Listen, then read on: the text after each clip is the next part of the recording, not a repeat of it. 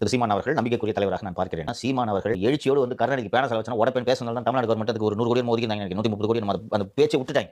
இது மாதிரியான வேலைகளை சீமான் செய்ய வேண்டும் நான் நினைக்கிறேன். அதிகாரத்தில் இல்லாமலே எங்கே பேனா சிலையை நீ கட்டிப்பார், எங்கே நீ 8 வழிச்சாலை என் விளைநிலங்களை பறித்து என் வீட்டு மனைகளை வீடுகளை இடித்து என் மலையை நறுக்கி நொறுக்கி 8 வழிச்சாலையை நீ போட்டு பார்.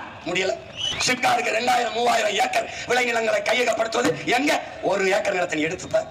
இதோ ஈரோட்டிலே அருந்ததிய சொந்தங்கள் தாயகம் திரும்பிய மக்கள் வாழ்விடங்களை நீ ஆக்கிரமிப்பு அப்புறப்படுத்தி வீட்டை எங்க இடிச்சுப்பார். தம்பி ஆட்கள் தான் தம்பி, நாங்க சின்ன சின்ன ஆளுங்க, வேலையை ரொம்ப சீரியஸா செய்வோம். இந்திய நிலப்பரப்பில் ஒரே நாளில் 100 வழக்கு வாங்கின ஒருத்தருக்குன்னா நான் தான்.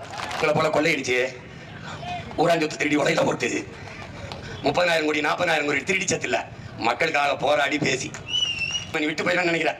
வரலாற்றிலேயே நீ முதலா இப்பதான் ஒரு எதிரியை சந்திக்கிற. நீ என்னிடத்தில் உன் தத்துவம் சரணடைஞ்சு சாவதை தவிர வேற வழி கிடையாது.